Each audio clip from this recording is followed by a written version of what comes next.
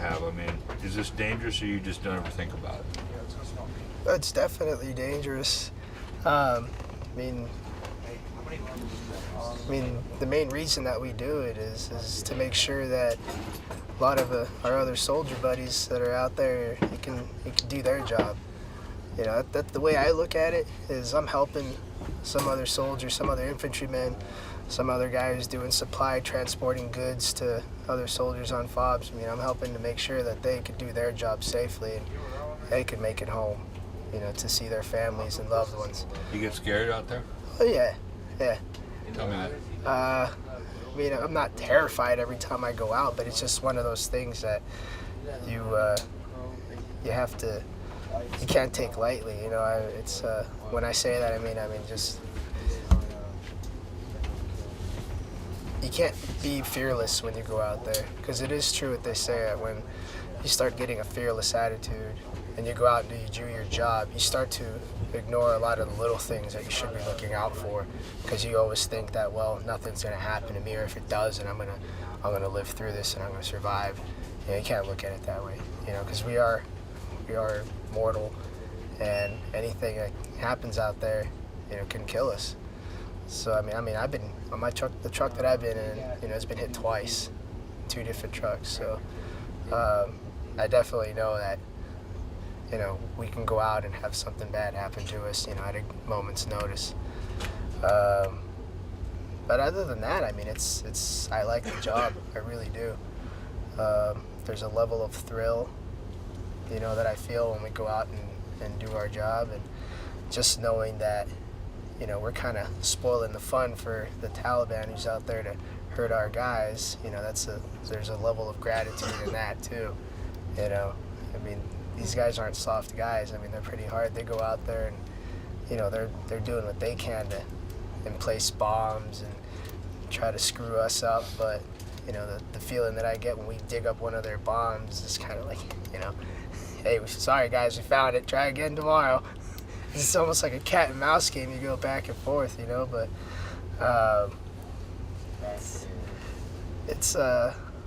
it definitely is not your everyday job, and that's what I like about it. Does Lopez speak Spanish? On occasion, yeah. But he's a native. He speaks it natively, right? Yeah, but I think his accent's a little. It's got kind of a American accent. Because I think it's really interesting that a private first class is leading the parade. It's obviously based on instincts, talent, abilities. It doesn't matter what rank you are; they're going to put the best guy out there. You know, right? Yeah, and he's good at his job. So, you know? So tell me about how in this engineer platoon, there are ranks, but there's also respect for skills and, you know, how the skill levels work. Because a lot of times, specialists will be doing work that I'm 21-year-old kid is doing, you know. Yeah. Or a new guy like you. Yeah. Who's doing some serious shit. So. Well, a lot of that has to do with also, I think, is that we're an airborne unit, and, you know, airborne guys, you know, you gotta step up and, you know, do the job of your superiors, because, you know, in an airborne situation where you get dropped in and you're supposed to meet at a rally point, let's say your superior doesn't make it, the mission's still got to get done. So you got to know the job of the guy next to you, and the guy next to you, you know, still accomplish the mission. Tell me, do you share what happens here with your families, your mom, or anything like that? Do you talk about it? Oh yeah, I think I'm like one of the only ones that does. Like, I don't keep secrets from my family. I'm going to start over again, but that's right. Okay. So take my question and say, I think I'm one of the few guys who does talk about it with their family. Okay. All right. Go ahead. Got it. Yeah, I think I'm one of the few guys that actually does, you know, share some of the day-to-day occurrences with my family. You know, I told, especially my mom, because I know she worries, but, you know, I told her, you know, that I'm not gonna sugarcoat things for her. You know, she knows what kind of job I'm doing, and she knows the environment that I'm in. And I mean, I don't tell her every single thing, like the day that it happened. I'll call her, hey, guess what happened? You know, it's not like that. I call, you know, a couple times a week, and, you know, if she asks, you know, then I'll tell her. If she doesn't ask, then, you know, depending on what happened, then, you know, either I tell her, but the majority of the time it's usually like, oh, how have things been? Oh, good. This and this happened. We had a mission the other day, and truck that I was in got hit. And she's just like, oh, Jesus, you okay? I'm like, well, yeah, obviously I'm talking to you. Is everyone else okay? Yeah, everything's fine. But yeah, that's pretty much how it is. And I think for her it gives her a little better peace of mind that I tell her these things. I mean, I know some people would think the opposite, that it would just make them worry more and more, but that's, if they were to know our family history, we've always been a very open family, so it's just something that's natural to us. And, Tell me about, when we were talking about a minute ago about the Taliban, and haha, you missed me on this one. It's competition, but they're the enemy. So how do you view them? How do you look at them? You look at them as the enemy, right? Oh yeah, they're they're adversaries, they're enemies, and but I mean, I also see them as you got to respect the enemy to a certain level, because if you start to think that you're 10 times better than them in all aspects, even though in some cases you might be, again, you start to get a complacent attitude, and you don't start to pay attention to the smaller things that can get you killed or can get you hurt. So I mean, these guys that are out there, yeah, some of the techniques that they're using are primitive, but they're effective. That's the thing. They're simple, they're primitive, but they work. And that's why you have to be careful. And that's why you have to have a level of respect for them. They're not out here with predators, and they're not out here with radar and satellite systems. They're out there just working with homemade stuff, crude stuff, but it works. So you got to give them the respect that they... The devil is due. Exactly. I want to ask you, okay, I've been talking to several guys in the platoon, but one of the things that I really kind of react to you is that you don't seem to, it may be because of your background, you don't seem to like lump them all into one big ugly family. All Afghanis are bad. You know that you can't be trusted, everybody, but you don't seem to have a kind of built-in antagonistic attitude towards Afghans in general. No. Tell me about that. Tell me, because Excuse me. The platoon does feel that way. Most of the guys in the platoon are kind of like edgy, right? Yeah. So give me a concept. I mean, I'm not going to speak for everybody. I mean, I haven't talked to everyone on a personal level and wondered, hey man, how do you feel about the Afghan populace in general? I mean, my personal opinion is yeah. I mean, you're gonna find that there are a handful of good people here that all they want to do is grow their crops, sell their crops, tend to their land and live their life out. Be a good Muslim, and then you got the fanatics that are out there, and this is a group of people that are have been going through tribal wars throughout a lot of written history. They've always had some sort of conflict, so I mean, this is just what especially these children, they grow up into, and have you ever seen any areas as poor as this? Have you ever seen any areas that remind you of this? Because I know you have, so I'm trying to get you to tell me a little bit. I've been through certain parts of Mexico that are pretty run down. Hell, even parts of Los Angeles. San Diego's even got some of its, dirty areas. But I mean, there's areas out here that they're pretty bad. No power, no running water. Just the houses that they make out of mud, and other than that, that's about it. I mean, the technology here is their Achilles heel. How do you maintain any kind of emotional balance in the middle of Central Asia in a fire base you're walled in as much as they're walled out? Do you train for that? I mean, is it the kind of thing where you just keep a routine? How do you maintain your equilibrium? Internet or I mean. Well, okay. As far as if you're just speaking, I mean, it's mentally. Then I mean, I would say it's all in the person. And let me reword it. Yeah. I would say that it's each other. Everybody that's here knows that they're going to be in a different country probably stuck on a small outpost or a medium-sized one like this one. I mean, this one started off small. When we first got here, it was just, 4 sides of Hesco with a couple of tents on the inside, and that was it. For like the first 5 days or so, we were sleeping out on top of the trucks, makeshift hammocks, just outside. And then eventually we got tents, and we still didn't have running water. We were taking water bottle showers, and it was interesting. But you start to put yourself in the mindset that we're out here, we got to do what we're gonna do, but try to enjoy some of the little things. Like you don't have running water, but hey, we got boxes of water. Take a shower. And once you're done taking your shower, you're like, man, I felt good. You don't have any place to go to sleep at. You don't have a proper cot, or you don't have a tent. It's fine. You get with your buddies and you go and construct this awesome fort made out of sheets of plywood that you found, and maybe some poncho liners and things like that. Again, it's one of those things like, hey, we made a shelter, look at this, and then you get to enjoy that. And who's your squad leader? My squad leader is Sergeant Bennett. Tell me about Sergeant Bennett. Sergeant Bennett is a really good guy. Ever since I met him, he's been one of those kind of, he doesn't he doesn't lose his head over a lot of little things, but then again, he communicates a lot with his soldiers. He makes sure that he lays down what his standards are for his guys and expects them to meet those standards. I've yet to see him get really upset or pissed off at anybody. I've seen him, I've seen him get a little upset, and I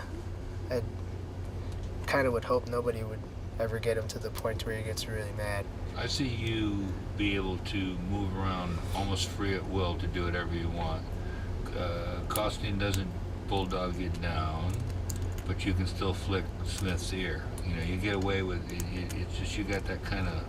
Is it your age, you think, or what? It's just this platoon seems like it has some guys right in the middle that keep it kind of balanced. You're kind of one of those guys. That's what you remind me of.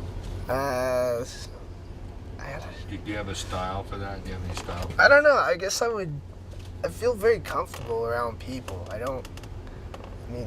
Not to say that I'd want to get stuck working in an office, with 100 other people on the same floor. I'd go nuts. But I just don't. I don't have a. Well, let me put it this way. I walk in here, there's guns all over the fucking floor and everywhere. There's shit everywhere, packs and, ammo lying around. It's all there and orderly. We're in a warrior place. This is a warrior tent. I'm trying to convey that. I'm trying to show that to people without hey, look at this. Are you comfortable? That's what you want to be, right? Oh yeah. It's one of those little things to me that when I get up in the morning, it's not your regular get up in the morning, put your shoes on, brush your teeth, get a cup of coffee, commute 30 miles to work, and then sit in your office all day and wait until 5 o'clock in the afternoon. You drive home and take a shower, you wait to do it again the next day. Nah, we have our routines here, but it's so much different. And yeah, you go to Central Asia. Yeah. Tell me, give me this. This time around. Yeah, tell me. Because you come to Central Asia, I want you to give me a geographic kind of identity where we are, right? Your job is, you wake up, you brush your teeth, you get a cup of coffee, and you're in Central Asia. Yeah. That's the difference. Can you spin me that as a little bit of a contrast to your other deal? Oh man, yeah. Like a lot of the little things. Like when I first got here, the one thing I noticed was, as far as the geography, was the horizon, the mountains, just the mountain structures that they have here. A lot of sharp peaks coming up, and it's not just I see a lot of rolling hills. Sometimes out in Southern California, the mountains that are there, the ridge line is kind of it's very simple, and it has its ups and its downs. These out here, these are amazing looking, and they're just kind of staggered one behind the other, behind the other, behind the other. So the sense of depth there is just it's grand. So Tell me a little bit when you drive through and you're in this environment, how you see the people. You see them looking at you. You're in these trucks. You're not always getting out. It's third world versus 21st century. I mean, is it ever? How do you look at it? I mean, is it easy to forget that they are people? I'm just curious. No, I mean, I don't ever look at them as being non-human. I mean, like I said earlier, these are people, and there are good people mixed amongst, let me put it the other way. There's a lot of good people, but there's a lot of bad people mixed in among these good people, because I really do believe a lot of these people are good, and a lot of these people do want to help, but they're kind of stuck between that situation of if I help the Taliban's gonna screw me up. But then again, if I help, I can get rid of the Taliban. But then they still have to worry about retaliation of other Taliban finding out that they helped. So, I mean, a lot of these people, the easiest way for them to do it is just keep their mouth shut, and not say anything, and not even get involved. There's a level of apathy there. And whatever they do is it's not gonna make a difference. Because if you think about it, a lot of these kids, or a lot of these people that are like in their 20s, they grew up, in a wartime era when the Russians were here, so they were born into a life of nothing but conflict, and so now their children are seeing it now, the United States are here, and so these kids are, I see some of these kids all the time, and, whenever we roll by, they come out, and so a lot of them are smiling and waving. Some of them throw rocks, but I mean, it's whatever, a lot of them are younger adolescents and things like that. For them, it's probably fun to just, hey, let's peg the U.S., trucks today, wham! Yeah. But, it's... Well, I get it. So how do you look at, you must have a moment of introspection. When's the moment that you actually wonder what's going to happen for that day, or do you not think about it? Is it at the briefing? It seems to me you come out and you're pretty cool. Yeah. When do you have your moment where you're really thinking, am I going to keep my legs today? Do you have those moments? They come in and out. Like, I would say from the moment I wake up and start putting my boots on and walking out and setting up my weapon and sitting in through the briefing and actually going out onto the route. I mean, it comes and goes. I mean, I don't think about it constantly, but it is a reality you have to think about. And what do you think is your best defense against the IED right now, as a platoon and as individuals, troopers? Trust in your equipment, trust in your training, trust in everybody that's out on the route with you. That's the main thing, I think, is you have to trust these guys and, hope that they're doing their job the way you're doing your job, because they're putting just as much trust in you. I'm gonna wrap this up because I'm gonna come back to you, I hope, in the coming days. You sort of have a natural groove. You wake up in the morning and, hey, I see you out there. You're just kind of like here to get it on, especially when we're getting ready to mount up. Is that sort of a natural thing for you?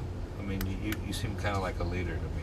Is that kind of natural for you to okay, let's go? You're not really, I'm really scared. You don't really do that. I mean, this is my career. This is what I chose to do. I mean, I put it off for a long time, but now that I'm here, it's one of those things like, man, I should have done this a long time ago, but I'm taking it for what it is, and I'm here.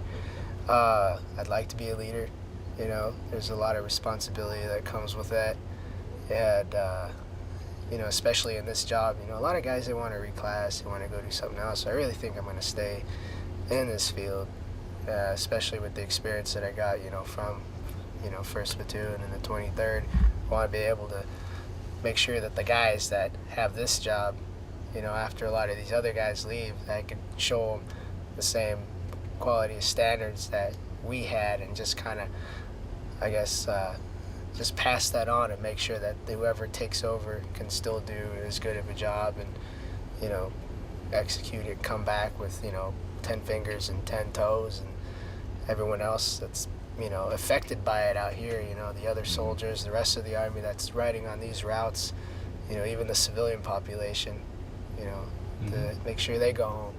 10 fingers, 10 toes. What about your equipment? Let's talk about the vehicles are pretty safe, huh? The vehicles are pretty awesome. The 2 that I've been in, yeah. Tell me about your strikes. First one, we were on a really narrow route. It's called Route Lucifer. That day when we found out we were gonna go on that one, again, you know, joking amongst with everybody, it was already one of those things, you know, wow, Route Lucifer. Should we even be on this route today? I don't know. Fuck it, let's go. You know, we get on the route, and right already off the bat, you know, we're already starting to have problems. The route's really narrow, trying to figure out how we're going to get the trucks in there. Finally get the trucks down in there. Another obstacle, we had another truck almost roll into a creek. So we're already like, man, this route's horrible. This is a horrible route. Finally, we made it to our turnaround point. We're coming back. And my truck originally was the Lieutenant Keenan's truck, the C2 truck, so we're in the middle, but we had switched over when we were in the rear. So again, while we're going down the route, one of our other trucks with the rollers on it got stuck, so another obstacle. We're like, great, you know. So while we're sitting there kind of laughing at the situation again of how bad this route is, our truck got hit, and really surprised me. Like, the way I told my parents when they were asking me, you know, what was it like, was the first thing that went through your mind. It was complete surprise. Complete surprise. It almost felt like you're in a car accident. It's the best way I could describe it. It's just the loud noise and the dust and flies. And it rolled over? What happened? No, that one didn't roll over. I mean, it bounced the truck up and shifted a little, and it fell back down. I didn't fly out of it or anything. I was in the gunner's seat at that time. The truck came up so fast, I just kind of shot straight through. Once I found out that everybody was okay, I made sure that my turret was still working, and it was, so I just went and started pulling security and looking for any bad guys that were out there. I was honestly expecting an ambush, because that's, if anything, that's been my one fear right there, I would say, was that there's an IED strike followed by a complex ambush. Because that's when everything starts to really get chaotic, because now you not only have to worry about the truck that got hit and whether or not there's casualties in that truck, but at the same time, how are you going to get to them, because now you're being ambushed from, you know, enemy on whatever side they happen to be. What happened on the second one? The second one, we were going on High Life north. We're on our way to Cochrez. We had already been up that route a few times, and again, I was in the C2 truck with Lieutenant Keenan. We had a different truck because our other truck had, you know, been struck, and it wasn't, Mantec had not finished fixing it yet. So we had an interrogation spot behind us that Buffalo was checking out. He drove past us, investigated it, and drove past us again to get into position, and then we started rolling, and 5 feet later we got hit again, which was, that one for me that day was got me really mad. Like both times after the initial shock and the surprise, I get pretty temperamental. Like I had a feeling of anger because I had felt that maybe I didn't do enough. I should have been paying more attention, that I could have prevented it. I mean, not putting it all on myself, but I mean, you know, I you know, some part of it was put on myself, you know. It's kind of one of those, man, what'd you do wrong? Don't you ever think when the locals knew it was there, did you get a little mad at them? Oh yeah. I do have that, you know, that feeling a lot of times, you know. I gotta admit, after the second time, there was couple weeks where like we'd roll down, you know, on our normal routes, and I'd look at some of these people and I'm like, which one of you knew? Which one of you could have said something and prevented it? Which one of you actually placed it? You know, but I mean, I'm not. That's not any reason for me to wig out on every single one of them. You know, it's just one of those things. It's, you know, it comes natural. I mean, you get slapped by somebody in the face, you're gonna be pissed off at them. You know, so. I think one of the things that I relate to you over is that you are Mexican American and you have been on so many different kinds of sides of the fence. You know, you've seen it all. You've seen every world, and you're pretty mellow about it. And I think that really, like, and Via is the same way. That's just my sense of it. You know, I dig Lopez, but he's more of a loner. You guys are like pretty congenial. You don't seem to get too up. You don't seem to get too down. You know, it's an attitude.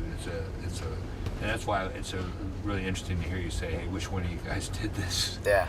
You know, so I mean, don't get me wrong. I mean, I have my moments. I mean, if you were to ask anybody here, I guess the consensus is everybody is that I have a temper. You know, but I mean, it comes and goes. It depends on the situation. You know, but I still have some sort of control. You know, just because somebody pisses me off, I might, you know, raise my voice or whatever, lose my cool, but I'm not gonna go and smash their face in. You know, the same way we're on these routes. You know, just because we're out on a route and I get hit. You know, I see some kid walking around the area, I'm not going to go and pull a bullet in him just because, you know, I think he did it. You know, there's still rules that have to be followed. There's still, you know, you need to maintain a level of control. I mean, it's just what happens. Well, when you lose your temper, don't beat me up, okay? Oh, no. You probably just called me an asshole. Walk away. Yeah. Hey, so I think this is good for now. I'm trying to think of anything else I want to take you in. You know, life in the platoon, it's kind of like there's really no privacy, is there? No, hell no. Hell no. There's no privacy at all. Look at this. This is my bed. That's his bed. The next bed's like 2 feet away, and the next bed's another 2 feet away. I mean, you find your ways. You find, you know, a method of getting your privacy. If your moment of privacy is throwing a blanket over it to completely enclose you, then, you know, most everybody gets it around here. If your blanket's, you know, kind of strung over your bed, then you obviously want privacy, you know.